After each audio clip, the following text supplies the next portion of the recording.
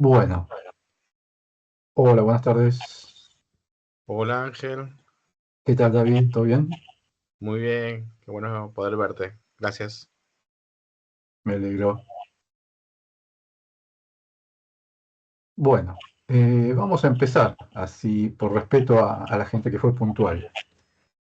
Eh, el tema de hoy, vamos a conversar acerca de el desarrollo de las personas en las organizaciones.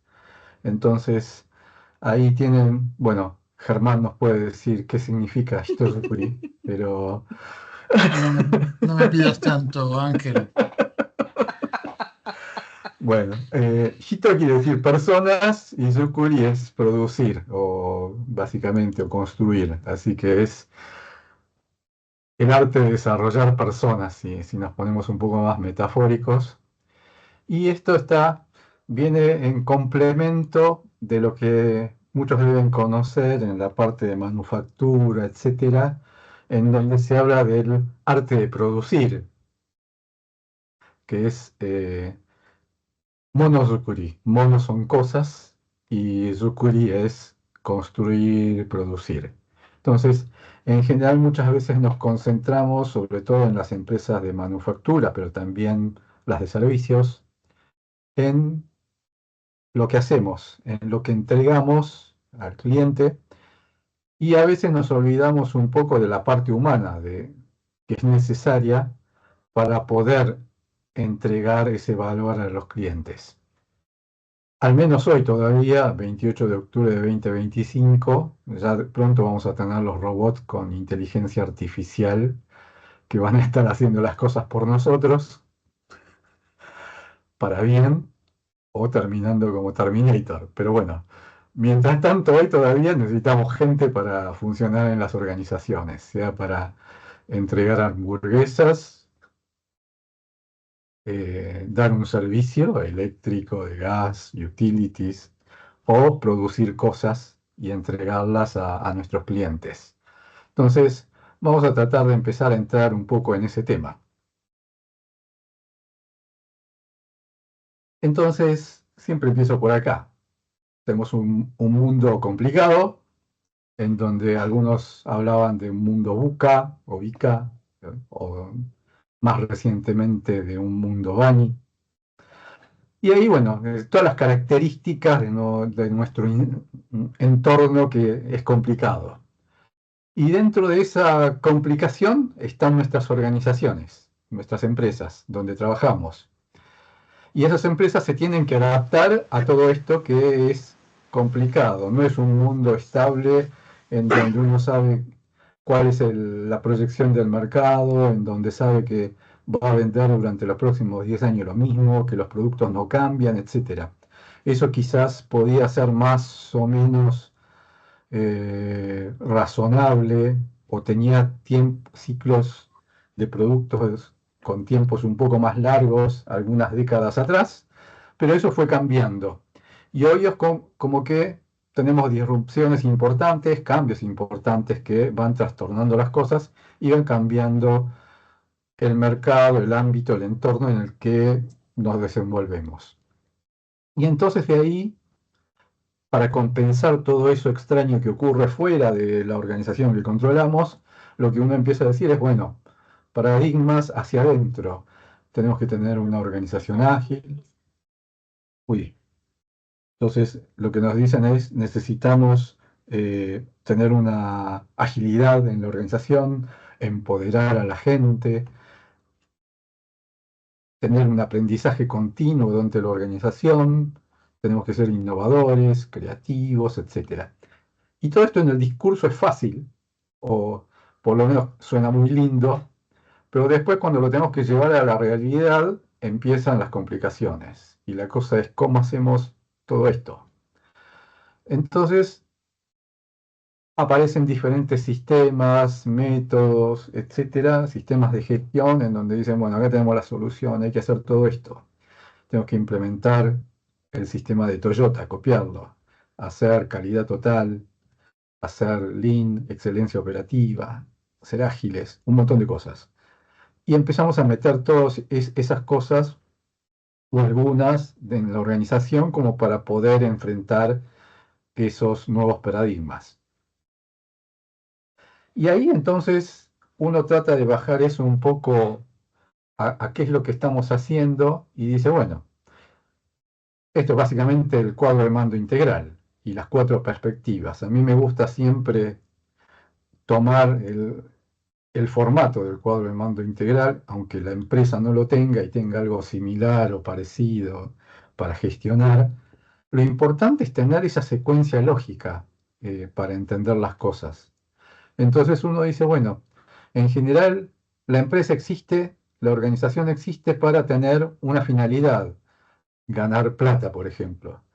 Y básicamente lo que está arriba de todo es esa perspectiva financiera. Y normalmente se medía las empresas por eso, en donde uno busca, bueno, cuál es el retorno del capital invertido, cuál es el EBITDA o cuál es el porcentaje de penetración en el mercado, diferentes métricas con las cuales se mide el resultado y si la empresa terminó ganando o no terminó ganando plata, que es lo que buscan los accionistas principalmente.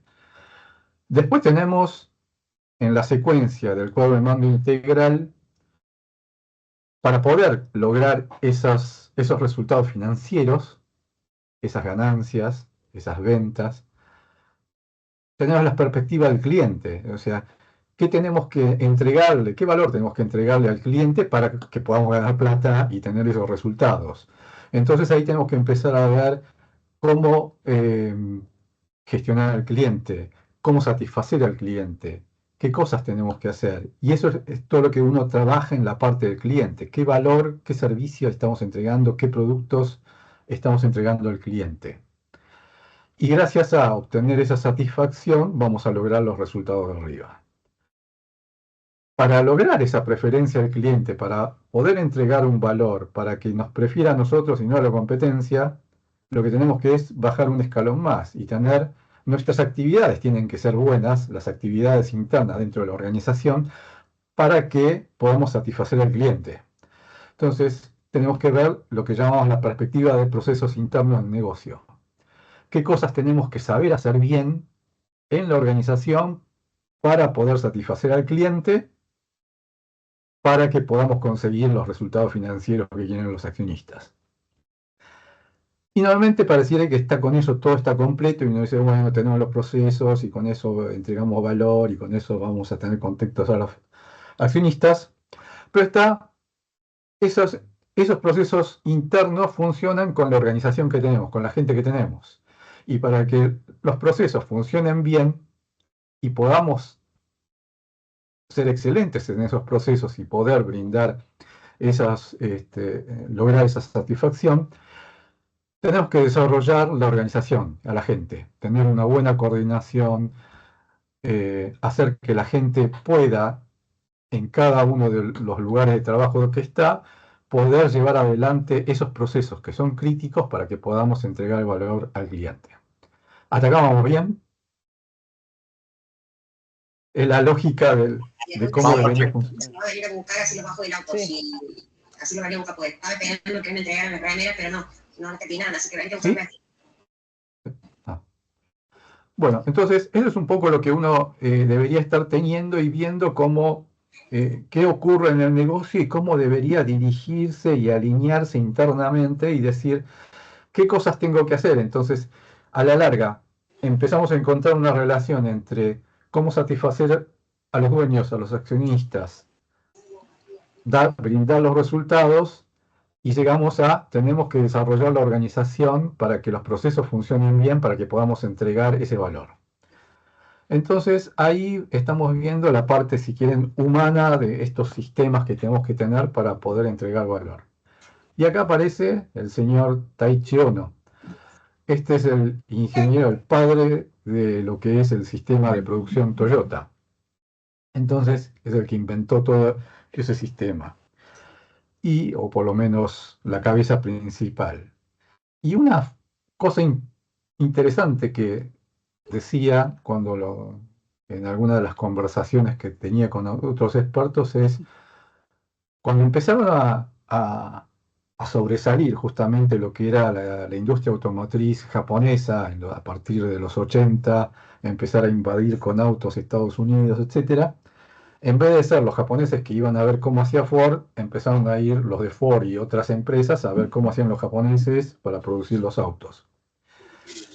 Y lo que decía Ono era, vienen nuestros pares, nuestros colegas de Estados Unidos y se ponen a ver nuestras fábricas, el funcionamiento, los expertos, y están más interesados en copiar nuestras herramientas, nuestros artefactos, los rituales de pararnos adelante de un tablero y recitar a la mañana, hacer la gimnasia o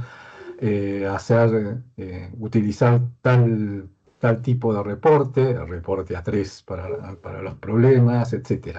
Y entonces estaban más eh, centrados en copiar ese tipo de herramientas y métodos que en entender cómo funcionaba todo el sistema. Y el sistema funcionaba a través de la gente. Entonces, lo que el tipo decía es, bueno, venían a copiarnos, nosotros le abríamos la fábrica y se dedicaban a copiar las herramientas y lo dejamos que se copien. Total, no iba a terminar de funcionar completamente si no entendían cómo funciona eso con la gente. Entonces, ahí está parte del secreto de cómo hacer funcionar un sistema, una organización. Y que es lo que sí entendieron los japoneses. Tampoco fue magia, pero llegaron a través de ir puliendo diferentes sistemas y de comprender cómo funcionaban las cosas. Entonces vamos a tratar de ir viendo un poco eso. Entonces, cuando se habla de la dimensión humana, y bueno, acá vienen esas dos palabritas que decíamos antes al comienzo, ¿no? La frase es, el arte de producir está basado en el arte de desarrollar las personas. Entonces, vamos a ser excelentes en producir las cosas si si lo que podemos hacer es desarrollar primero a nuestras personas y a la organización para que puedan lograr justamente ser maestros en lo que hacen, como si artesanos, básicamente, y con eso poder lograr la excelencia en la producción. Y acá, perdón que seguimos con las clases de japonés, pero bueno, ya que estamos hablando del sistema japonés, vamos a meter algunas cosas. Entonces, una de las cosas que vienen acá es, a veces cuando uno empieza a decir, bueno, ¿cómo hacen los japoneses? Acá hago un disclaimer antes de seguir.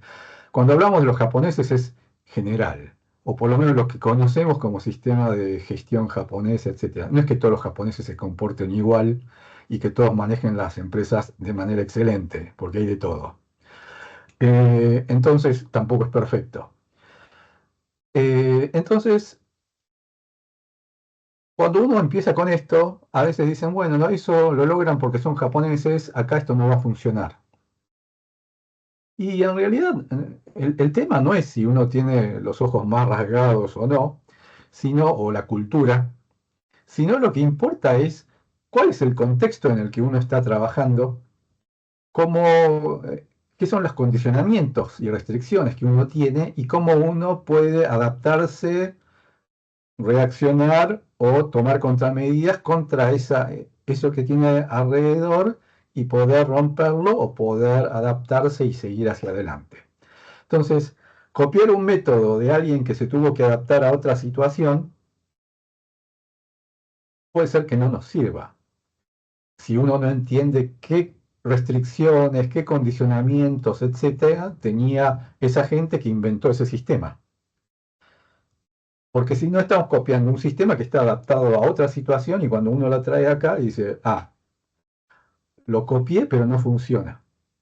Y entonces ahí uno tiene que empezar a entender muchas cosas. Pareciera como que los japoneses son todos disciplinados, todos son muy buenos, todos son ordenados y todo funciona así. Y la verdad es que no era así, y si uno iba 100 años atrás también un bolonqui. Entonces, lo que hay que tratar de entender es cómo hicieron algunas empresas, las que les fue muy bien para ordenarse.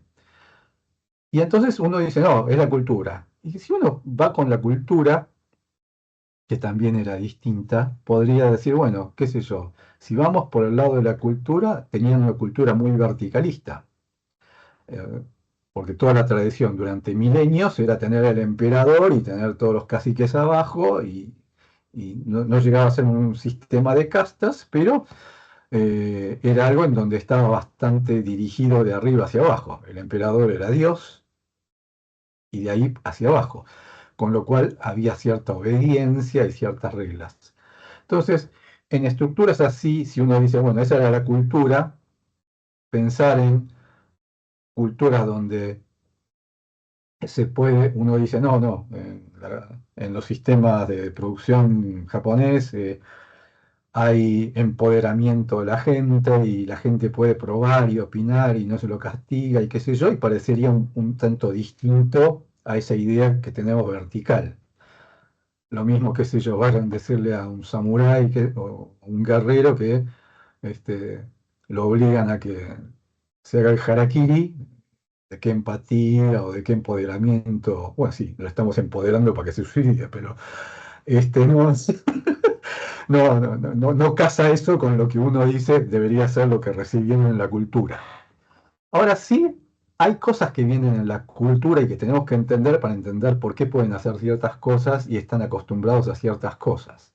Entonces, eh, en Japón lo que tienen sí de ese verticalismo o esa tradición que venía es la de seguir el tema del tiempo o del aging, diría yo, pero por ejemplo, en la escuela primaria, el de sexto grado manda al de quinto grado, que manda al de cuarto, y así sucesivamente. Es como los que hicieron la carrera militar, en donde a los nuevos los tienen cagando los demás, con perdón de la palabra. Entonces, eh, esa estructura existe, que debe venir justamente de esa estructura militar, etcétera, y que también está relacionada con el tema de la antigüedad en el trabajo o en las artes. Entonces, en las artes marciales pasaba algo parecido también. El maestro es respetado porque tiene la experiencia, porque pasó el tiempo, y los distintos discípulos se supone que todos fueron avanzando más o menos en el tiempo, entonces los más antiguos deben saber más, etcétera. Algunos no tanto, pero esa era la secuencia natural.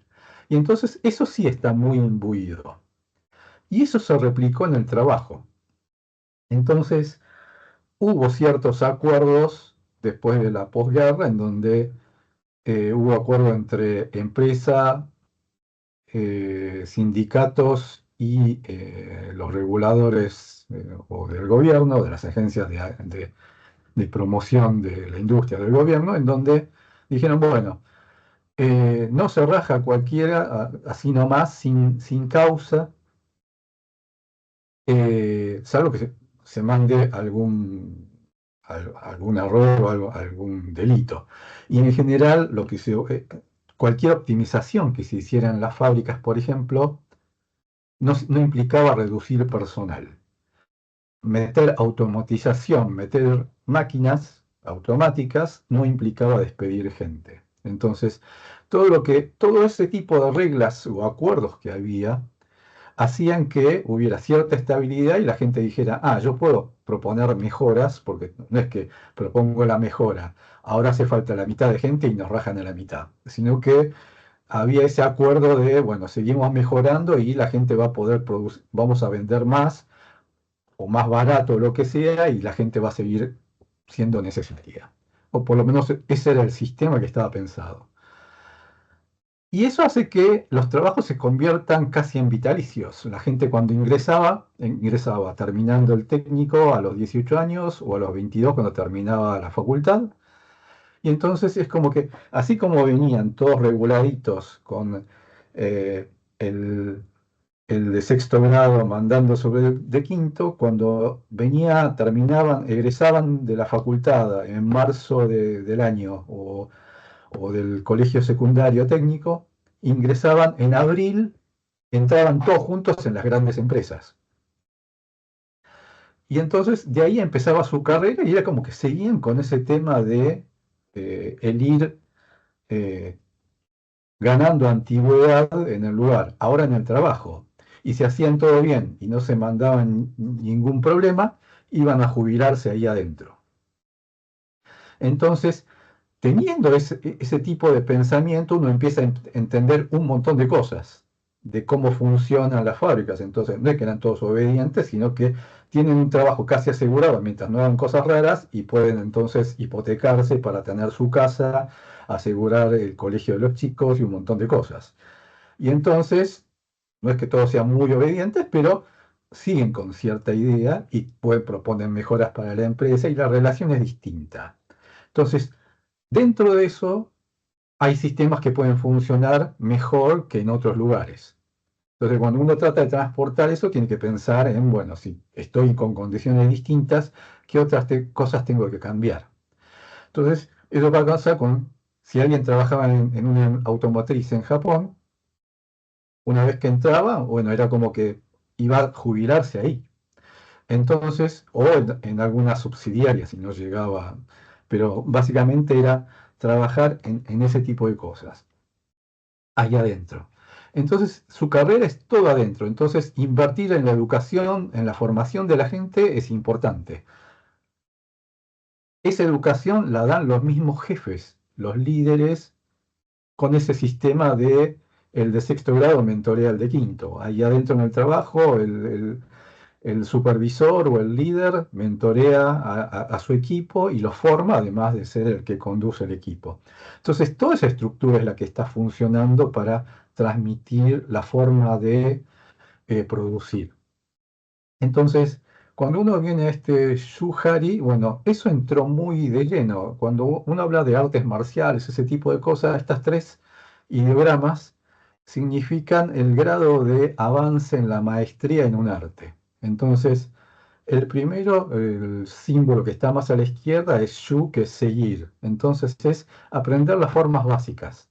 Entonces, algunos hizo artes marciales, algo de eso. Están los famosos kata, que es aprender los golpes, etcétera. Incluso al comienzo, básicamente, cuando uno empieza, lo que le empiezan a uno a enseñar es aprender a pararse, aprender a arrodillarse, a sentarse.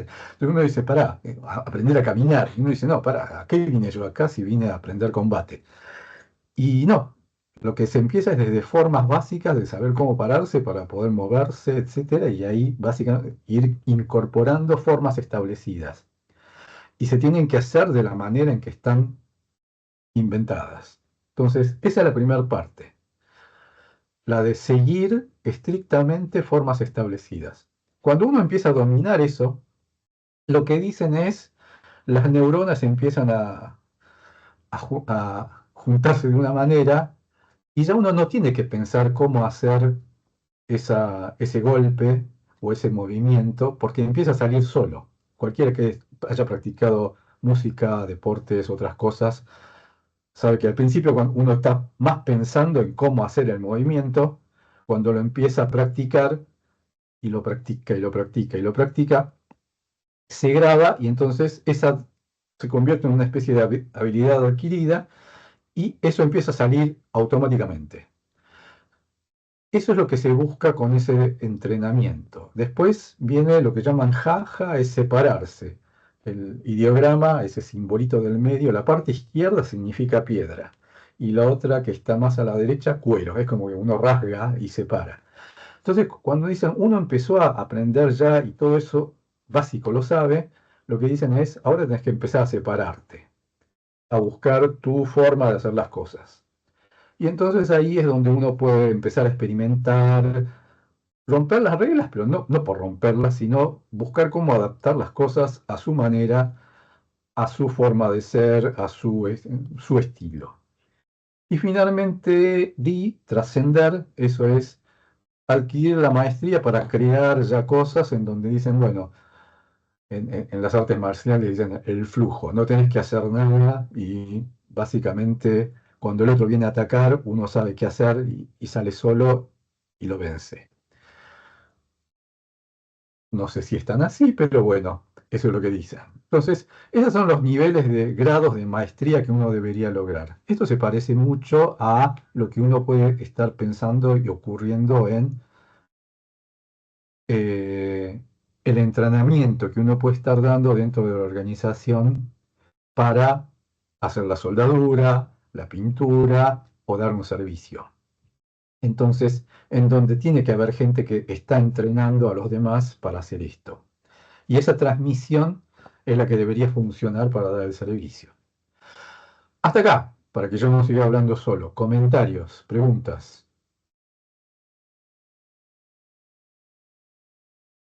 ¿Todo bien? Sí, todo Bien. bien. Venimos perfecto, Ángel. Entonces, dentro de esto,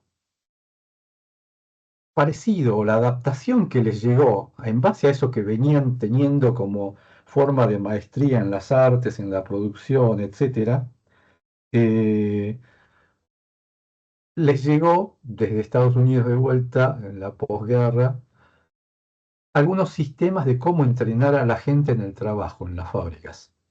Uno es el on-the-job training, que es básicamente formación práctica en el puesto de trabajo. Entonces, básicamente uno empieza a aprender el trabajo haciendo ese trabajo, qué sé yo, si entro eh, en un lugar donde tengo que hacer un montaje, entro y me empiezan a mostrar cómo hay que hacer el montaje, tengo a alguien que está al lado que sabe cómo hacerlo y me va indicando.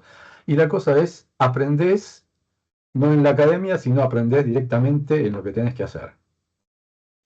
Por suerte no lo hacen con los aviones, con los pilotos, me imagino, pero este, en la fábrica funciona.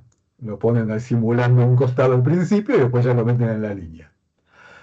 Y después el TWI o TWI, que es el Training Within Industry, que también es algo muy parecido, en donde la gente de ingeniería de producción, etcétera, sistematizaba y estandarizaba todos los procesos para que se pudieran hacer, y sobre todo esto es también en la Segunda Guerra Mundial en Estados Unidos, como los hombres tenían que ir a combatir y quedaban las mujeres y adolescentes en las fábricas, adaptaron el sistema de producción para poder enseñarlo y hacerlo de esta manera. Entonces, esto también, una vez que terminó la guerra y empezaron a darle apoyo a Japón, este tipo de cosas entraron y seguramente se combinaron culturalmente con esa cosa que venían de cómo hacer mejorar la maestría de la producción o en las diferentes artes. Esto es de cuando yo tenía menos de la mitad de la edad que tengo ahora. Pero cuando trabajaba en Pecomnec, en la parte de telecomunicaciones, cuando entré, también me pasó algo parecido. En la entrevista recuerdo que el gerente, yo entraba como técnico de obras, y el gerente me preguntó, ¿qué sabes en la entrevista, ¿no? ¿Qué sabes de centrales telefónicas digitales? Digo, soy alumno de ingeniería electrónica, estoy en cuarto año, no tengo la menor idea. O sea, sé cómo se mueven los, los electrones en el semiconductor de acá para allá, pero ¿qué es eso? No tengo la menor idea. El tipo me dijo, no hay problema. O sea, acá la mayoría tampoco tiene la menor idea de lo que están acá adentro, así que vas a tener que aprender cómo funciona eso, cómo hacerlo andar y después enseñar a los demás. Entonces, así empecé a trabajar en eso. Entonces tuve que aprender, venían algunos que sabían cómo manejar, traían algunos japoneses temporariamente para explicarnos cómo hacer andar esas centrales. Aprendí y después empezó a entrar más gente porque empezaba ya el plan de obras. Y entonces lo que habíamos aprendido dos o tres, se lo teníamos que enseñar a 50. Y eso fue un poco cómo empecé a trabajar en esto. Y entonces, después, un tiempo después de ya haber practicado y hacerlo andar y haberle enseñado a otros, me tocó ser el jefe de obra, entonces llevaba yo equipos directamente de la gente que yo había entrenado, que habían sido pares míos, y a instalar esas centrales para hacerlas funcionar.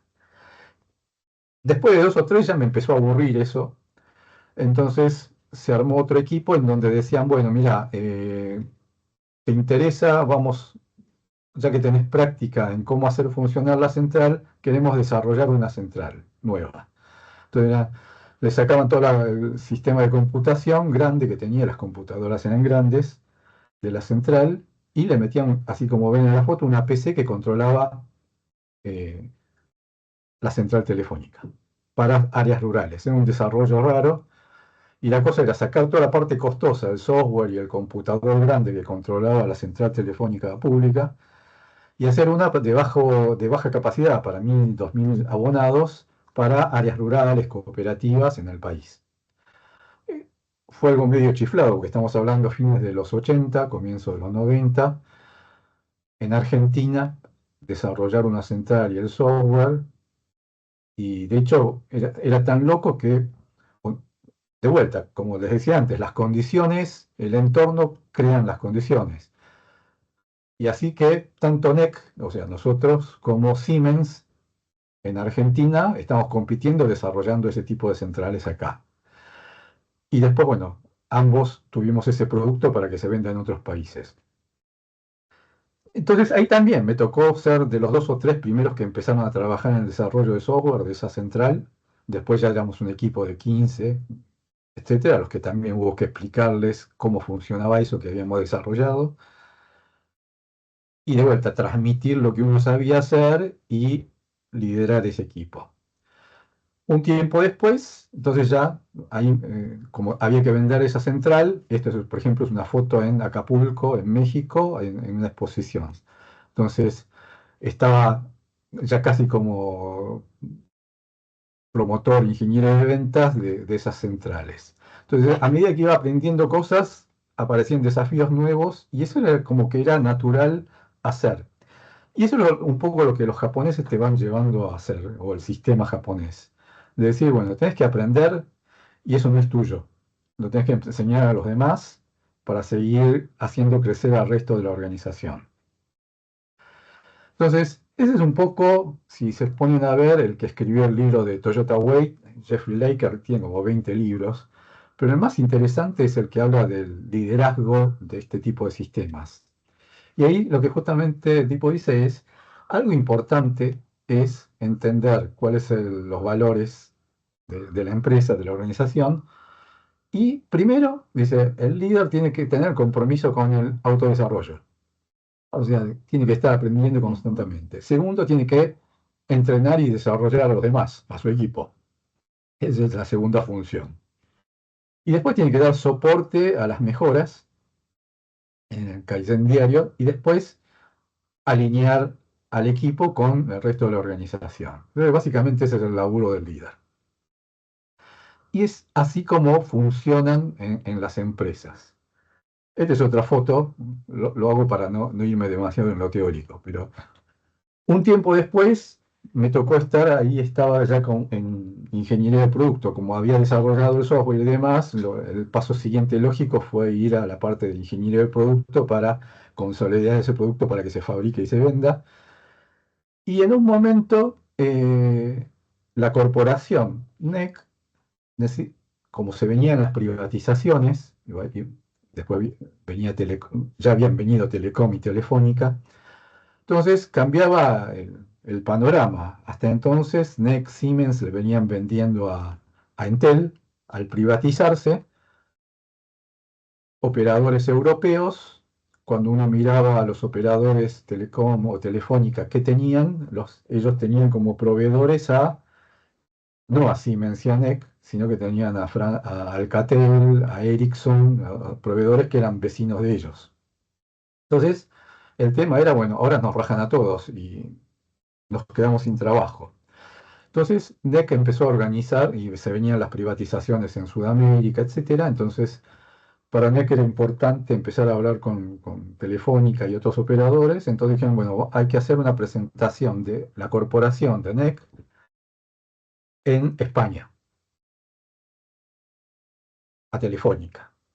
Y entonces no tuvieron mejor idea que agarrar a 3 argentinos y llevárselos a Japón un mes para armar la presentación para llevar a España. Yo era uno de esos 3. Entonces ahí lo que ocurrió, y hay un poco también para entender ese choque de culturas, la primera impresión que yo tenía era que todo muy burocrático, que supuestamente lo bueno es que consiguen todo por consenso, se ponen todos de acuerdo. Entonces, cuando se ponen todos de acuerdo, es muy difícil que alguien cambie algo. Porque si ya te pusiste de acuerdo, no hay manera de cambiar nada. El problema es que se habían puesto de acuerdo entre todos antes de que nosotros llegáramos. Entonces, cuando nosotros llegamos y empezamos a interactuar con el resto de la gente, y decíamos, bueno, hay que presentar esto, presentar. Venía cada gerente general de cada una de las divisiones y nos decía, con sus equipos, con los ingenieros, y nos decía, no, ustedes tienen que presentar esto. Y claro, mirábamos el material que nos traían y era como ir y presentar el catálogo de productos. Entonces nosotros decíamos, mira, esto lo tienen la competencia europea, qué sé yo, y la verdad es que no vamos a poder decir nada, tenemos que ir con otro argumento, mostrar qué cosas tenemos buenas que no tengan los proveedores que tienen hoy, mostrar que es lo básico, después mostrar qué diferencias podemos tener respecto a esos proveedores que tienen hoy, respecto del plan o ruta de productos y servicios que vamos a estar dando de acá a 5 o 10 años. Entonces, un poco era cómo presentar, cómo podía acompañar como proveedor estratégico la corporación, que es lo que se pretendía hacer con Telefónica, y no ir a mostrar, mira, acá está la foto de nuestro producto, tiene estas especificaciones y cosas por el estilo. Y la verdad que estuvimos casi una semana peleando con cada una de las diferentes divisiones y no nos daban bola y nos decían, no, ustedes limítense a recitar esto y a presentar esto. Entonces era como que nosotros íbamos solo porque hablábamos español y conocíamos los productos. Entonces fue una semana bastante dura donde teníamos muchas reuniones, muchas discusiones y claro, como eso era lo que habían decidido ya internamente antes de que empezara todo, nuestro rol estaba decidido como ser presentadores en español. Y la verdad que no nos parecía demasiado bueno eso en base a lo que conocíamos, porque sobre todo conocíamos al cliente de primera mano, porque estaba, qué sé yo, acá en Argentina, lo teníamos acá y convivíamos. Entonces, eh, estuvimos así discutiendo hasta que un día apareció un señor, esta es la oficina donde nosotros estábamos trabajando y haciendo las cosas, se metió un señor y nos dice, miren, ¿ustedes son los que vinieron de Argentina? Sí. Dice, porque me dicen que no están muy de acuerdo con el plan que tenemos, con lo que pensamos hacer en la presentación. Entonces sí, le estuvimos explicando algunas cosas. Y dice, bueno, dice, yo soy el vicepresidente de la corporación. Era uno de los 10 capos de la empresa. Y me tiene preocupado esto porque no entiendo bien qué es lo que quieren hacer. Explíquenmelo. Entonces empezamos a explicarle un poco cuál era la diferencia que teníamos con los demás equipos y qué es lo que nos parecía que había que mostrar. Entonces, una vez que nos escuchó, dice, sí, me parece bien, dice, estoy de acuerdo. Dice, acá tienen la presentación que me dio mi equipo para que yo presente allá en mi speech. Entonces lo miramos, lo ojeamos y dijimos, la verdad que usted como vicepresidente de la corporación no puede ir a mostrar esto por tal y tal motivo. Entonces, el tipo dice, bueno, entonces tienen 48 horas para prepararme lo que yo tengo que decir. Y se fue. Entonces ahí, bueno, tuvimos 48 horas sin dormir preparándole la presentación al tipo. Entonces, a las 48 horas exactas apareció y dice, bueno, ¿qué tienen? Entonces le mostramos la presentación y dijimos, esto, la idea es de transmitir tal cosa y mostrarle a los capos de Telefónica esto. Entonces dice, bueno, ¿ustedes quieren que yo diga esto? Sí. Entonces dice, bueno, entonces me lo llevo, lo estudio y nos vemos allá en Madrid. Y se fue. Entonces dijimos, bueno, a dormir porque ya está. Y ahí el tema fue que empezaron a aparecer todos los demás gerentes generales que nos habían tenido una semana diciendo que no, para que les modifiquemos las presentaciones de ellos. Entonces, a veces uno dice, bueno, el sistema japonés cuando se consolida y toman el consenso, es como un elefante que empieza a correr, Y sí, más que un elefante son 520 mamuts corriendo, pero si uno tiene la razón para poder explicarlo, a veces te dan bola. A veces no, pero bueno, a veces funciona. Esa es la solidez que tienen en cuanto a argumentación. Entonces, cuando uno puede argumentar y tener la discusión, a veces se puede avanzar o cambiar las cosas. Y dentro de eso es importante entender ese esquema que veníamos hablando antes de ir madurando en la forma de trabajar, el darle hora. Claro, nosotros éramos tres paracaidistas que estaban ahí, eran estos chiflados que quieren, y entonces para los japoneses que estaban ahí, los equipos que trabajan, decían, estos son tipos que vienen de afuera, que no tienen la menor idea, nosotros decimos esto y se hace así. La única manera de alterar eso era que venga una orden de arriba que se los cambie. Entonces, nosotros tuvimos la suerte de que el tipo se le ocurrió aparecer. Y esos son los feedback que tienen de cuando muchas veces algunos deben haber escuchado, dice, vaya a Gemba, y escuchan esa palabra que dice, vaya al lugar donde pasan las cosas. Y este vicepresidente hizo eso. Escuchó que había tres rebeldes chiflados que estaban, argentinos, que estaban ahí diciendo que lo que había que hacer no estaba bien, y le decían eso, y el tipo le llamó la atención y se vino a escuchar a ver qué estaba pasando.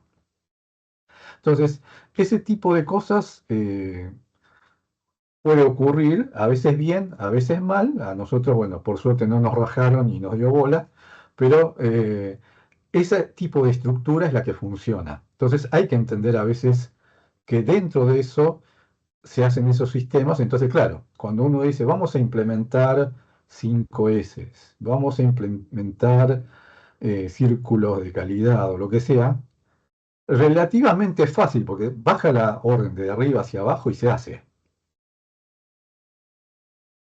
Y tenés que tener algún chiflado que venga y diga, no, me parece que no. Normalmente, si en el caso nuestro, qué sé yo, venimos de otra cultura, de otra forma de pensar, no nos importa decir que no. Pero si tu trabajo vitalicio depende de eso, si la hipoteca, la escuela de tus chicos depende, es muy probable que nadie diga nada, o no levanten la mano, salvo que cambies algo. Y entonces las empresas que son exitosas encontraron esas vías de escape. ¿Cómo las encontraron? Armando maneras de poder discutir adentro y que haya momentos en las reuniones en las que se pueda debatir o se pueda teorizar.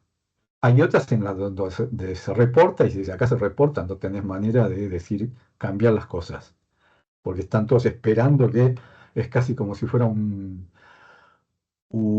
libreto que hay que seguir en algunas reuniones o una ceremonia, pero crean entornos en los cuales no hay que obedecer, sino que se puede discutir.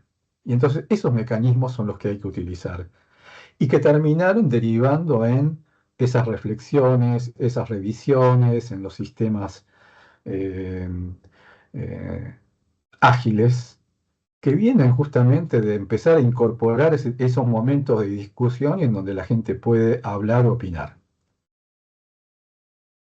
Antes de eso, por ejemplo, cuando yo había ido mucho más chico de joven, cuando había entrado, nos habían llevado al entrenamiento inicial, un par de meses en Japón, y la forma tradicional que tenían de tener ese feedback y de poder escuchar de la gente de abajo lo que uno pensaba, era llevarte a beber a la noche. Entonces, uno ve, o sea, uno ve los rascacielos, las luces, toda la ciudad así, y la gente toda, a eso de las 9, 10, 11 de la noche, la gente arrastrándose, toda alcoholizada, vomitando. Y bueno, a nosotros nos metieron en alguna de esas reuniones fuera del trabajo, y en donde justamente la cosa es, uno les preguntaba, che, oye, decime, ¿qué sentido tiene ir a emborracharse todo después del trabajo?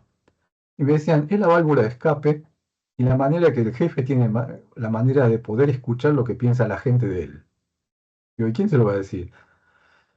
Se supone que si fuimos todos a beber, estamos alcoholizados, por lo cual está perdonado. Entonces, esas eran las vías que tenían de escape que habían inventado en el pasado. Hoy día se estila mucho menos. Pero hace 40 años, cuando me tocó ir, bueno, era parte de la forma de encontrar mecanismos para lograr ese feedback.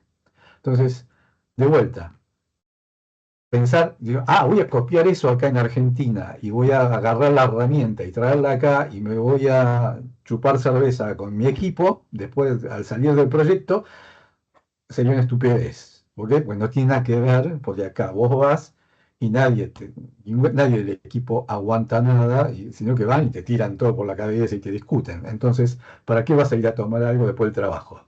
Entonces, eso es lo que hay que entender de cómo adaptar las herramientas, los métodos a la cultura, a la idiosincrasia o a cómo funcionan las cosas. Eso es un poco la anécdota a traer sobre este tipo de cosas. Más tarde me pasó de entrar en onda. Y entonces ahí lo primero que me tocó fue liderar acá la coordinación de lo que era el proyecto de construcción de la planta automotriz en Campana.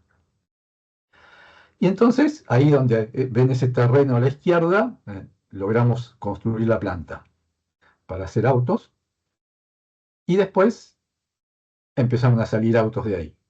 Entonces, todo eso llevó todo un esquema, un proyecto que nos llevó casi 2, 3 años.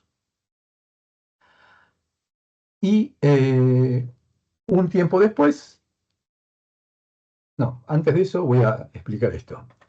Entonces, algunas cosas que hay que entender también es cómo organizamos, porque estamos viendo cómo es este tema de entrenar a la gente, y está el tema de quién maneja la capacitación, el entrenamiento. Entonces, si vamos al esquema, en Japón, por ejemplo, antes tenían lo que llamaban asuntos generales.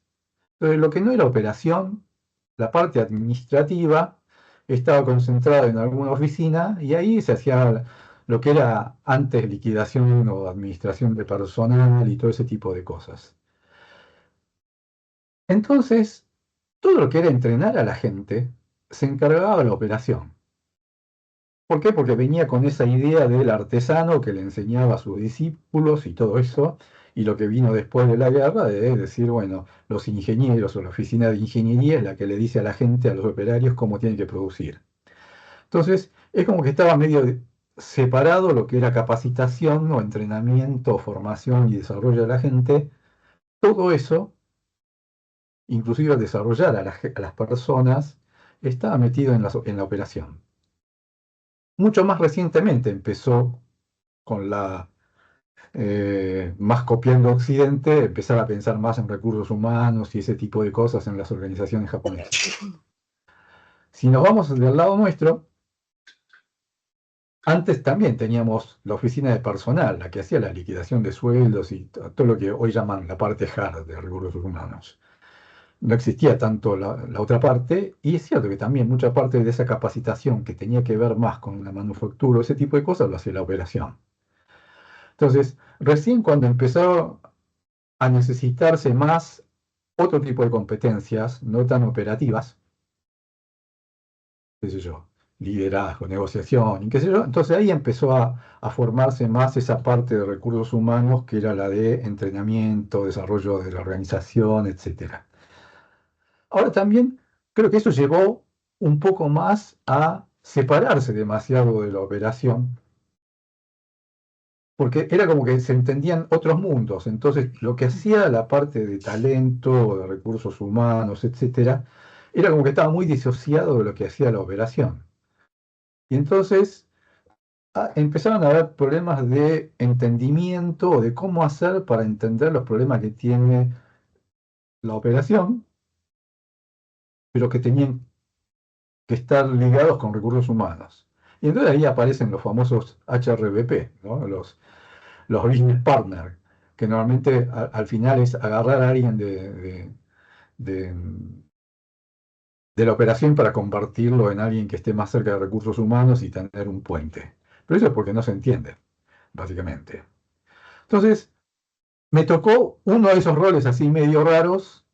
Antes, cuando estábamos allá, les comentaba que había estado en eh, la planta. Después estuve en administración como gerente de administración en headquarters, ahí porque, bueno, en realidad me peleé con uno de los japoneses, entonces me mandaron de exilio al headquarter. Pero unos 2, 3 años después, cuando ya se había ido ese vicepresidente y qué sé yo, me volvieron a llevar a la fábrica. ¿Por qué? Porque estaba haciendo falta capacitar a la gente, había fallas, y ahí aparece este famoso cuadrito en donde uno decía, bueno, tenemos que mejorar nuestra función de producción, mejorar la calidad, costos, eficiencia, la productividad, y para elevar eso tenemos que desarrollar las personas, esta curvita, la segunda del medio que dice Hitosu Curie. Y para eso tenemos que controlar algunos servicios básicos. Entonces me tocó esa parte de lo que llamaban eh, servicios de fábrica, que era básicamente dar apoyo a manufactura para que pudiera concentrarse en la calidad, en los costos y en la eficiencia y en las entregas, y de atrás darle todo el soporte para poder armar, desarrollar a la gente. Entonces, problemas que había en ese momento, que ahí en esa foto linda donde habíamos sacado el primer auto y todo eso, bueno, se había preparado la gente, se había mandado una cantidad de gente a Brasil, esa gente entrenó a los 400, 500 personas que entraron en la fábrica, etcétera. Pasaron 4 o 5 años y en el medio se fue yendo gente, hubo rotación de puestos, etcétera, y no volvió a haber capacitación porque estaban dale fabricar. Y entonces es como que se fue degradando la estructura. No volvió a haber capacitación, la gente nueva no tenía capacitación, la gente que rotaba de puestos no tenía capacitación en los puestos nuevos, etcétera. Entonces todo eso había degradado, si quieren, un poco la estructura. Y había algunos otros temas de falta de conocimiento de nuevas cosas que se metían, nuevos sistemas, etcétera. Entonces es como que se tomó todo un impulso para arrancar, hacer el inicio de la fábrica y se preparó todo, pero después es como que pasaron los años y no se había vuelto a tomar el tema. Entonces hubo que empezar a trabajar en cómo mejorar estas condiciones. Y empezamos a ver cuál era el gap que había entre los conocimientos que tenía que tener cada persona en su puesto, un gerente, un subgerente, un supervisor, un líder, un operario, y empezar a ver, bueno, qué es lo que, qué es lo que tendría que saber cada una de estas personas en nuestra organización y qué es lo que sabe y qué es lo que no. De ahí empezaron a surgir un montón de cosas. Y obviamente también se iban incorporando nuevos sistemas, nuevas cosas que tenían que saber, etcétera. Entonces, trazamos todo ese plan de conocimientos y competencias que tenía que tener la gente y de ahí empezar a ver todas las carencias que teníamos, esa brecha que había entre lo que tendrían que saber hacer en su puesto y lo que realmente se les había dado. Y en base a eso empezamos a armar un plan de capacitación. Entonces, todos esos problemas que estábamos viendo antes, que están acá a la izquierda, falta de entrenamiento, gente que rotó, gente que la estructura que se fue diluyendo un poco, etcétera, y todas las cosas que teníamos que hacer. Y de ahí, por ejemplo, aparecían cosas. Esto que aparece como siempre cuando dicen, bueno, si vamos a empezar a implementar un sistema de mejora continua, hay que hacer 5S, hay que hacer esto, hay que hacer lo otro, y que son cosas básicas, pero no por la herramienta en sí. Que yo voy a hacer 5S, está bien, está lindo, que las cosas quedan bien organizadas, la gestión visual. Pero en realidad lo que uno está buscando con eso es no solo lograr ese orden y organización en la planta, sino que lo que está haciendo es hacer que el supervisor agarre a su equipo, a sus 10 personas que tiene abajo, y las entrene en eso, y que los supervise y que él, además de aprender, vaya y aplique y le dé soporte a su gente en base a ese tema. Es algo sencillo, con lo cual uno los vuelve a entrenar en hacer esa función de supervisor que tendrían que haber tenido, o que tenían, pero que se había ido diluyendo un poco. Lo mismo pasa con otras, qué sé yo, todas las herramientas de TQM, PDCA y otras cosas, en donde también la habían aprendido en algún curso inicial, pero después en el trajín del día a día pasan 4 o 5 años y uno va dejando cosas en el camino. Entonces, lo mismo, entrenamientos sencillos en donde uno decía, bueno, esto se lo damos al supervisor para que ellos entrenen a su gente, no vamos a poner un entrenador específico. Y al mismo tiempo íbamos armando algunos paquetes de entrenamiento que hacían falta para los supervisores, para los subgerentes, para los gerentes. Y así dentro de esa pirámide, con toda la gente que teníamos, fuimos viendo todo lo que tenían que saber y qué capacitación mínima básica tenía que tener cada uno. Y en base a eso empezamos a ver los programas, chequeamos con los demás gerentes realmente la necesidad y la prioridad que había que darle a cada uno de esos programas. Y en base a eso empezamos a ejecutar el plan junto con recursos humanos.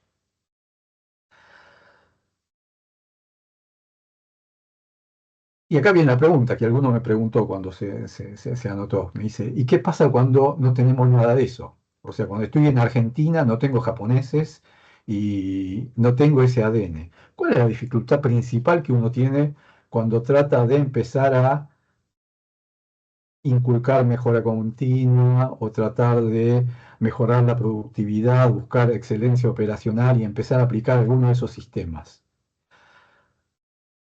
Una de las cosas más importantes, y vuelvo acá, es cuando dicen, bueno, tiene que estar involucrada la dirección. Entonces, normalmente, ¿qué pasa? Uno cuando va al sistema de ISO 9001, por ejemplo, que parecería algo similar, el involucramiento de la dirección aparece en el momento de filmar el cuadro que dice cuál es la misión, la visión y no sé qué, los valores, y después en firmar algún otro papelito y demás.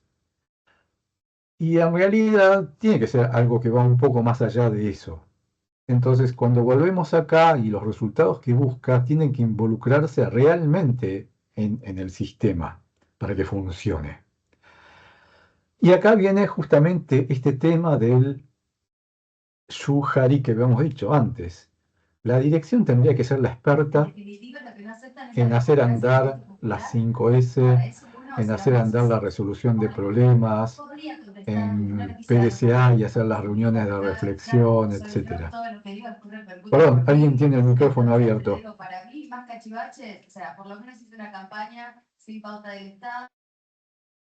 Entonces, esas son las cosas que tenemos que hacer para que funcione el sistema. ¿Por qué? Porque, qué sé yo, si uno va a las empresas japonesas, como lo habíamos dicho antes, esa gente viene trabajando desde que ingresó hace mucho tiempo, a los 18 o a los 22. Y entonces cuando llegó a ser directivo, o gerente, o lo que sea, ya pasaron 15 años, 20 años, y esa persona vino con todo eso metido en el ADN, ya, y se lo grabaron a fuego. Entonces, cuando va a una reunión, espera que le expliquen las cosas en esa secuencia. Cuando va a ver algo en un sitio, quiere ver implementado el orden, la gestión visual. Entonces es como que la exigencia viene en forma automática. En cambio, cuando uno no tiene esa dirección, esa gerencia, porque qué sé yo, lo contrataron el año pasado, ese es un problema, porque uno tiene un agujero ahí y entonces la transmisión hacia abajo de todo eso no se da. Uno puede entrenar a toda la gente que está abajo en cómo resolver problemas, en cómo implementar un sistema de lo que sea Lean, etcétera.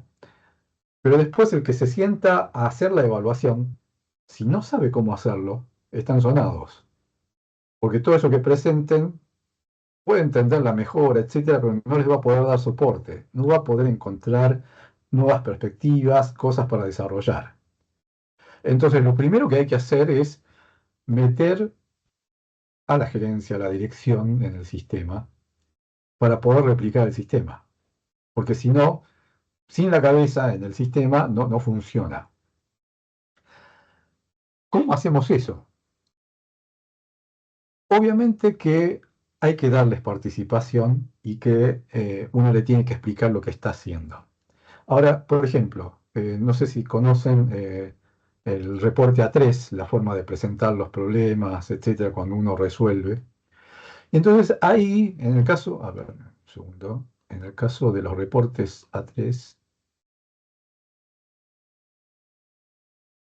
yo tengo unos machetes así para darle a los gerentes, si no son expertos en mejora continua o en el sistema de Toyota.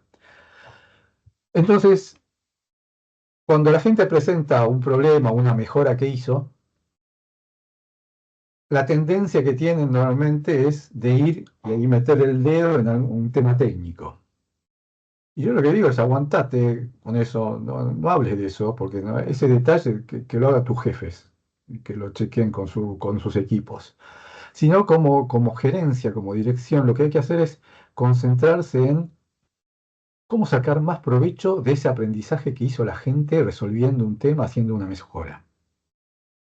Por ejemplo, si resolvieron, no sé, cualquier cosa, encontraron por qué era que cuando hacían un tratamiento específico en la pintura, la superficie de la mesa salía distinta. Entonces, encontraron, qué sé yo, y vienen todos contentos a explicarlo. Entonces, qué sé yo, el gerente, el directivo, lo que tiene que hacer es escuchar y si sabe mucho de ese tema, sí darle soporte, pero no decirle corregí tal cosa o yo hubiese hecho así, sino empezar a ver qué otras cosas se pueden sacar y aprender aprovechando ese trabajo que se tomó la gente de resolver algo o de corregir o de mejorar algo. Entonces, el coaching que tenemos que hacer con los gerentes, con los directores, para que funcione el sistema, ese mismo sistema que queremos replicar o importar una parte de Japón a nuestro sistema, es que nuestros gerentes y directores se comporten de la misma manera que lo harían los gerentes o directores japoneses. Y no es meterse tanto en el detalle técnico, sino empezar a decir, bueno, que hagan preguntas, o sea, que actúen como coaches.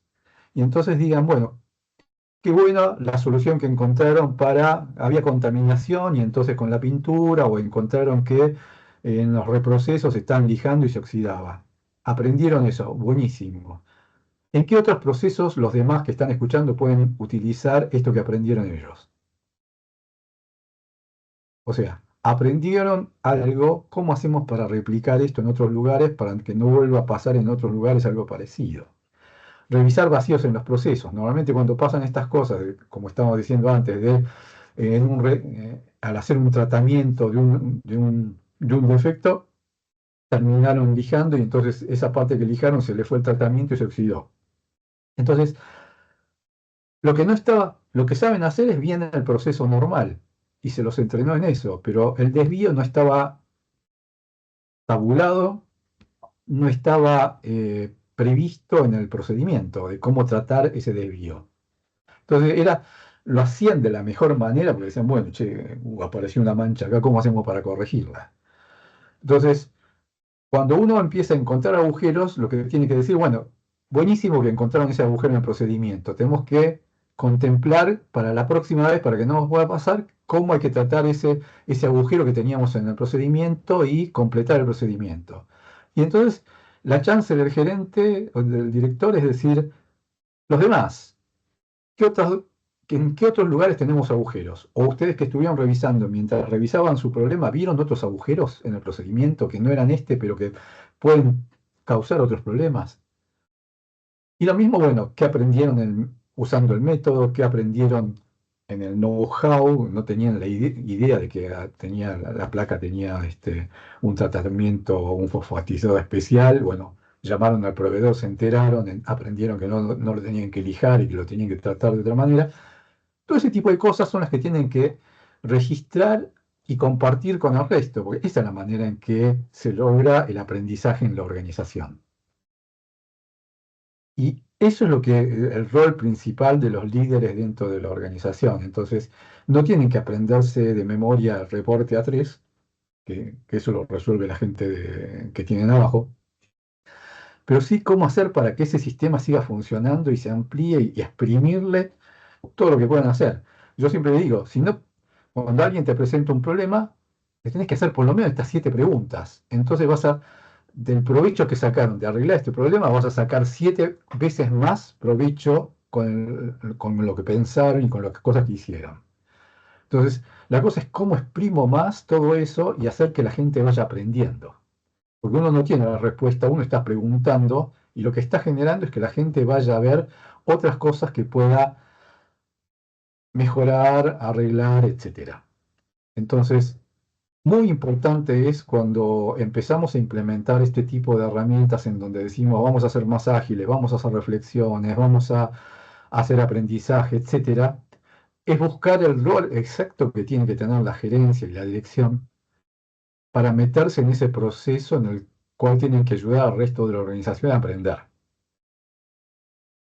Y ese es el rol que hay de involucramiento al que tengo que meter, no que se involucre para que venga al kickoff y que dé un discurso, sino este es un rol mucho más importante en el que ellos tienen que dar el soporte a ese aprendizaje. Entonces, la idea principal de este desarrollo de personas, del Zukuri, o sea, la de desarrollar la organización es los líderes tienen que estar potenciando ese aprendizaje y viendo cómo exprimir cada oportunidad que encuentran. Y lo bueno de, qué sé yo, cuando uno agarra y dice, bueno, hacemos 5S y ¿qué hicieron? No, mira, hicimos esto y pusimos estas cosas acá y uno dice, qué bien, felicitaciones. Ahora, no tiene que quedar ahí, lo que tienen que hacer es, eso que hizo fulanito acá, hay que ver si los otros 150 pueden hacer algo parecido o copiarle la idea y hacer algo parecido allá. Entonces, son 150 oportunidades que aparecen de mejorar cosas. Por ejemplo, y eso es lo que hay que incentivar. Por ejemplo, me tocó ir unos meses atrás, me invitaron, pude ir a ver las presentaciones que hacían los mejores equipos de eh, mejora continua de Toyota, allá en Zárate. Y lo bueno que tenía era que mm, cuando nos contaban un poco los números, ahí estaban presentando 6 equipos y uno de un proveedor. Pero habían tenido 5.000 y pico de círculos trabajando en el año. Entonces, imagínense, algunos habían ahorrado $20.000, el otro un proceso, el otro no sé cuántas horas de trabajo, etcétera. Eso multiplicado por 5.000. O sea, tenés toda una organización de gente, operarios, líderes, supervisores, staff, que están pensando constantemente cómo hacer para mejorar las cosas. Y eso no se logra, o sea, es en Argentina, uno puede decir, bueno, es una empresa japonesa, pero bueno, tiene esa mentalidad que inculcaron y tuvieron la paciencia de llevarlo así. Y otra cosa que me pareció muy piola es que cuando presentaron a los directores eran todos argentinos, no había japoneses. O sea, a lo largo de 25 años en Argentina, Toyota fue formando a esa gente desde cero, porque entraron toda la mayoría chiquitos, ahora son todos directores. Y esa gente piensa de la misma manera y piensa en cómo hacemos para desarrollar a la gente, cómo entreno a mi equipo, cómo le doy soporte, etcétera. Entonces, ese es el trabajo principal de los líderes, de los gerentes, para introducir este tipo de cambios, que va un poco más allá de aprobar la incorporación o de aparecer en el kickoff o de tirar las ideas, sino que realmente tienen que estar metidos en mover a la gente y entusiasmar a la gente a que empiece a hacer cosas y de darles el soporte abriéndoles la cabeza. O sea, este machete es una... Nosotros cuando estaba en Onda teníamos también algo parecido, que eran los círculos de Onda, los NHC, ahora creo que le cambiaron el nombre. Y también había varios equipos en el evento de fin de año donde presentaban sus mejoras y se premiaba a los mejores. Y también, es cierto, algunos de los directores no eran japoneses y no se habían formado de esa manera, habían entrado ya de grandes. Y entonces, para esos directores se le daba una guía de qué cosas se esperaba que ellos como evaluadores preguntaran, dijeran, opinaran. Y que era algo como esto, en donde decía, bueno, qué cosas se pueden hacer en el futuro, qué cosas, qué oportunidades se encuentran, etcétera. Entonces, hay que ayudar también, porque el problema de los líderes es ese.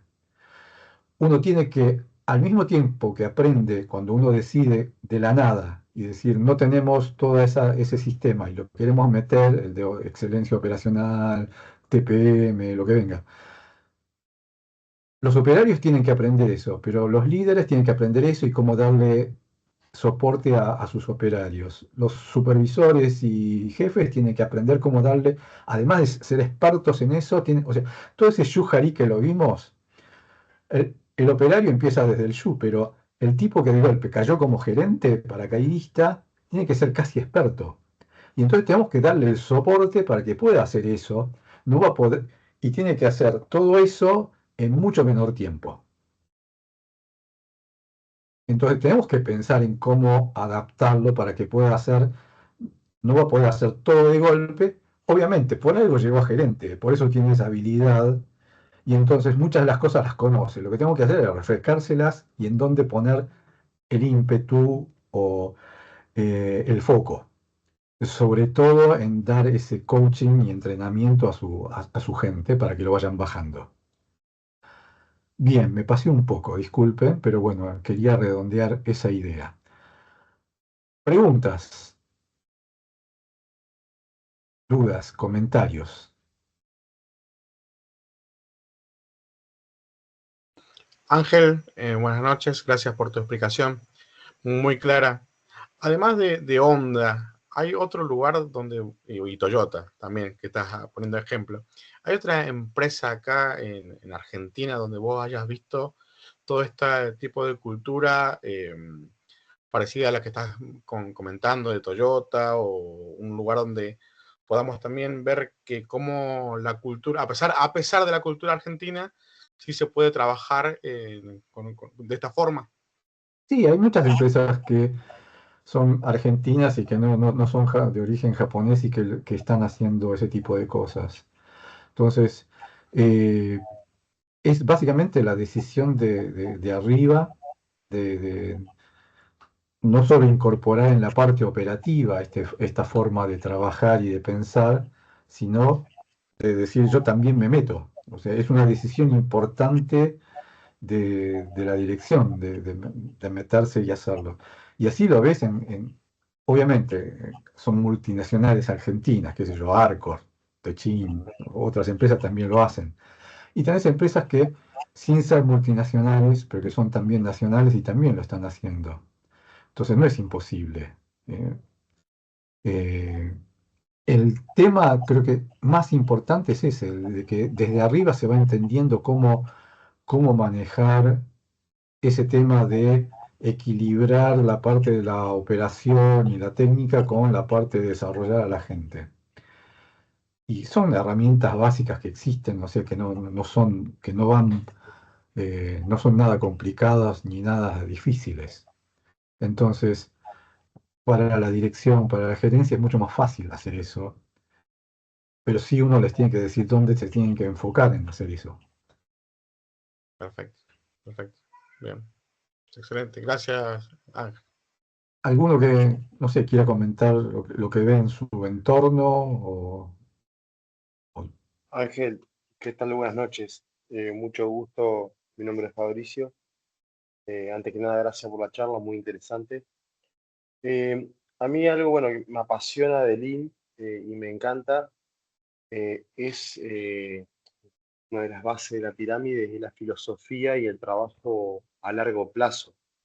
Eh, Esto de pensar bueno, en gerentes y, y- y crear el liderazgo, líderes maestros, eh, uno lo va desarrollando y lo va pensando mucho en el largo plazo. Eh, pero hay algo que por ahí me da incertidumbre de pensar con el nuevo mercado laboral que hoy tenemos, donde los jóvenes no piensan más de 2 o 3 años estar en un trabajo y demás. Eh, yo particularmente trabajo en una fundición, estamos aplicando Lean hace 4 o 5 años y sinceramente los jóvenes que han ingresado en los últimos años no tienen el mismo ritmo productivo y el mismo trabajo por ahí. Personas que sí, que entraban a su primer trabajo hace 20, 30 años, por ejemplo, nuestro padre, entraban a su trabajo y se jubilaban en un trabajo. Entonces yo digo, en un entorno así, no voy a decir que es más fácil, pero se podía proyectar más. Hoy en día eso ha cambiado. Eh, eh, ¿Lo has pensado? ¿Se has pensado en esto? No, la verdad que es muy difícil esa parte. Vos fíjate que justamente Lean, que es un poco la adaptación de ese sistema japonés al entorno de Estados Unidos, y que al principio me llamaba la atención, todo ese sistema, por ejemplo, ¿viste? De Green Belt, Black Belt y todo eso, pero que también es una adaptación para el mercado de Estados Unidos. En Estados Unidos tienen esa cosa de rotación laboral, donde la gente no se queda en un lugar, ¿no? Entonces, era como un doble, una forma de solucionar un par de problemas. La cosa era, ¿cómo consigo mano de obra que venga sabiendo de esto? Porque yo voy a perder gente mía a la que le estoy enseñando esto. Entonces, la certificación, de alguna manera, te garantiza cierto nivel de entendimiento, teóricamente, de que es intercambiable. Entonces, una que uno podría decir, bueno, la certificación. Entonces vos decís, bueno, se me va uno que sabía hacer esto, bueno, que venga otro que sepa hacer algo parecido. Ese es el modelo, yo digo, el modelo Tupperware que tienen en Estados Unidos. O sea, viene uno, te vende eso y todos los demás compran ese certificado. Creo que tenemos que pensar un poco más qué pasa en nuestro entorno. Es difícil porque teniendo la rotación de gente que uno tiene, uno dice, bueno, me gasto todo, le enseñamos todo y se te va y bueno, el líder se te desanima porque dice, bueno, tantos años enseñándole y cuando empieza a hacer las cosas bien se va. Lo que tenemos que pensar es cómo hacer para que esa gente se sienta retenida, ¿no? Es un poco las dos cosas que tenemos que ver y decir, bueno, ¿cómo hacemos para retener realmente a la gente que queremos retener, a los talentos? Eh, y bueno, es recíproco, ¿no? Así como me roban gente, yo también estoy robando gente. Bueno, hay que ver qué es lo que hay en el mercado y cómo estamos armando ese mercado. Pero dadas las condiciones que uno no puede controlar de afuera, sí, creo que lo que hay que tener es un sistema de entrenamiento interno en donde uno se garantice que el know-how no se pierda porque se va una persona. Y por eso es importante todo ese tema, que a veces parece tedioso, de registro, o de compartir ideas, o de compartir aprendizajes, pero eso es una de las maneras de retener algo de eso. Las habilidades quizás no, pero sí por lo menos el conocimiento y el saber hacer cosas debería quedar adentro, cosa de que sea reproducible y de que si traigo gente nueva la pueda seguir formando. Me parece que va por ese lado. Eh, Creo que no es muy fácil hoy con las condiciones del mercado que hay y la rotación fuerte que hay. Uno no puede copiar el sistema de la gente que piensa que la gente entra y se jubila en su empresa. Y esas son las adaptaciones que tenemos que ir encontrando y buscando de la mejor manera. Pero creo que lo que te asegura hoy día es no podés controlar el hecho de que se vaya la gente. Bueno, obviamente tiene que haber un plan de carrera, algo que haga que la gente diga, no, la verdad que me conviene quedarme, estoy mejor que afuera. Y la otra es incentivándolo a aprender, etcétera. Porque la gente que se mueve es por eso, porque de golpe siente que se quedó ahí, no tiene otra cosa nueva para aprender. Entonces pensar cómo rotarlos, para poder rotarlos tenés que tener una manera de vuelta, de cómo entrenar a la gente para que pueda rotar y ese tipo de cosas. Muchas gracias, Ángel. No, ¿algún comentario más de lo que están viviendo en sus empresas? Ángel, ¿se escucha? Sí, sí. Ah, bueno, un poco para un comentario sobre la capacitación, sobre el slide ese que mostraste de los dos sistemas, y un Ujú. poco para contestarle a Fabricio cómo se adaptan las empresas. Bueno, vos me conocés más de 30 años ya trabajando. ahora en este momento también trabajo un poco en la parte de entrenamientos, y nosotros hemos mutado. El de la izquierda, el slide de la izquierda, era el tradicional, ¿sí? El que nosotros enseñábamos a las personas en el puesto de trabajo. Dado a que mucha gente se va, mucha gente viene, también se está perdiendo el conocimiento de los viejos, los pelados.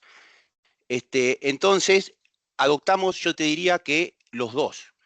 Una parte del traspaso de conocimientos de los mismos operarios viejos que quedan, pero hemos estado haciendo procedimientos, Standard Word, Loop, y con todo ese material es como estamos subiendo, e inclusive estamos haciendo capacitaciones de básico, intermedio y expertos, y se le va dando eso a la gente por dos cosas. Una, los viejos que ya están viejos son unos capos, pero ya están viejos hasta para dar clase, hasta no tiene la misma energía que teníamos cuando decíamos, bueno, yo te enseño, pa.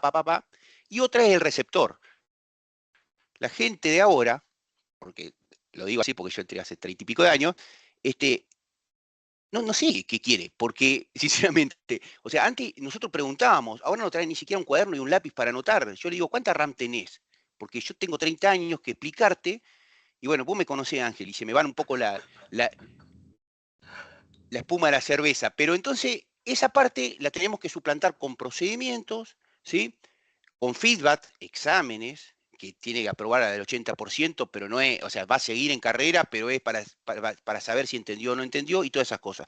Es muy importante para mí hacer de ese slide que hiciste hoy de lo que tenga la empresa, ¿no? Pero un mix, y te diría casi 50-50, lo cual es una carga administrativa muy grande para todos los viejos para hacer todos los procedimientos, para hacer los exámenes, las horas junto con recursos humanos y todo lo que implica, ¿no?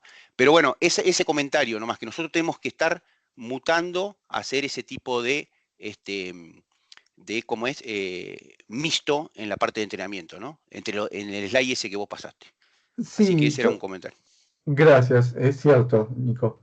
Y acá puse la matriz de competencias, ¿no? Que me la solté porque no llegaba, sino, pero esto es fundamental, en donde uno tiene que ver, esto venía, lean si quieren o me preguntan después por mail, pero el tema del liderazgo situacional, o sea, el liderazgo de uno como jefe, como supervisor, lo que sea, también tiene que variar según el grado de capacitación, competencia que tiene una persona en mi equipo en algún determinado momento en una competencia, en una habilidad.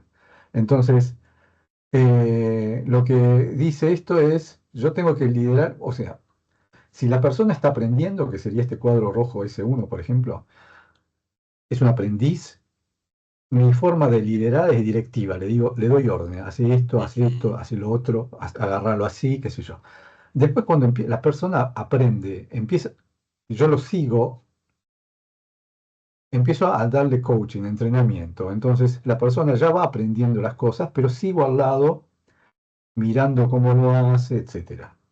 Y le sigo dando instrucciones. Después ya cuando empieza a manejar esto y saber cómo hacerlo, lo miro de costado, pero no digo nada, le doy soporte si me pregunta, y ahí ya es otro tipo de relación de liderazgo. Y finalmente, cuando es autónomo, ya delego, le digo, toma, hacelo vos, esto es para vos. Entonces, eso, y dependiendo de cada uno, uno tiene que ir cambiando eso según la situación de cada persona en cada una de sus habilidades. O sea, si sabe hacer muy bien una cosa, en esa le delego. En la otra, que no sabe hacerlo muy bien, le doy directivas. Entonces, mi liderazgo se tiene que adaptar a esa situación. Y ahí viene la matriz de competencias, que parece algo que pide la ISO 9001 y que tenemos que llenar porque hay que hacerlo con recursos humanos. En realidad uno tiene que tener la descripción de todo lo que tiene que saber la persona. Y en base a eso, en cada columna poner esas competencias y poner qué es lo que sabe hacer cada uno. Y esos circulitos lo que dicen es, cero desconoce, no tiene idea.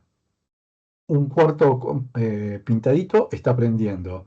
La mitad lo hace bajo supervisión. 3/4 ejecuta sin supervisión, autónomo. Y último, puede enseñar a otros, puede entrenar a otros. Entonces, de cada persona que trabaja en el equipo, tendremos que tener esto con las competencias que tienen que tener la gente y saber en qué grado está.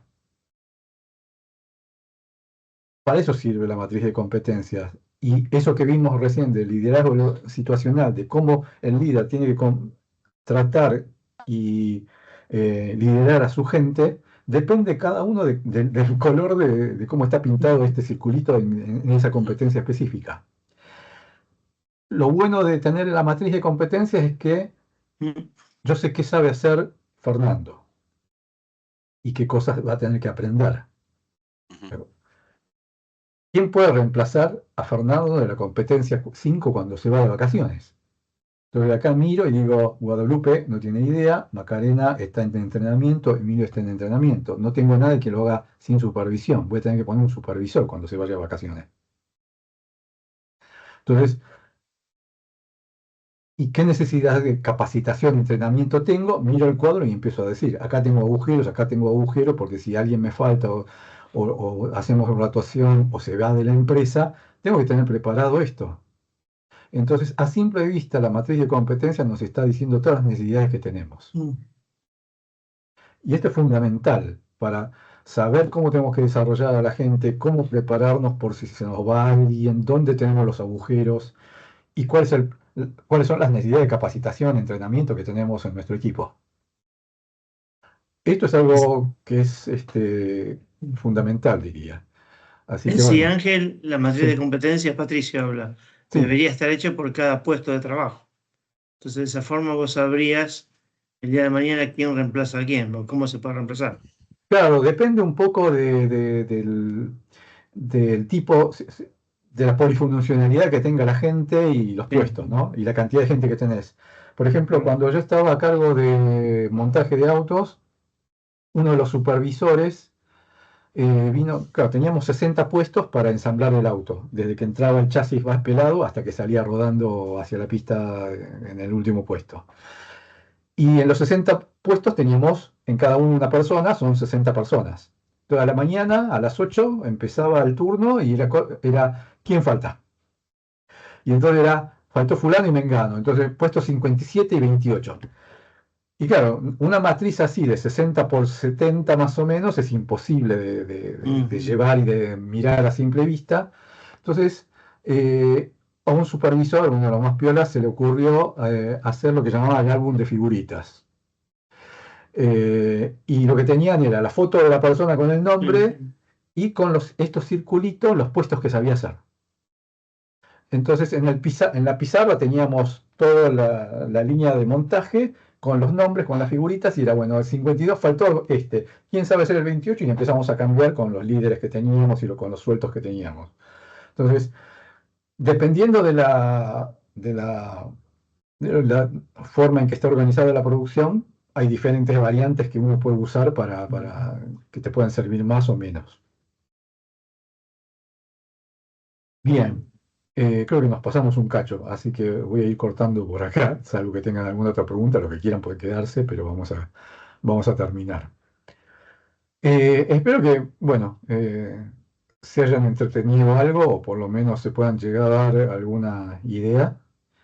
Y nos vemos en algún otro webinar. Espero hacer alguno más de acá a fin de año. Y si no, bueno, estoy disponible para cualquier consulta. Bueno, gracias, Ángel. Muchísimas gracias, Ángel. Muchas Muchas gracias, Ángel. Gracias Muy a bueno todos. todo. Un gusto. Nos vemos. Hasta luego. Hasta luego. Saludos. Muchas gracias, Ángel. Chao. Hasta la próxima. Hasta la próxima, Carlos. Nos vemos.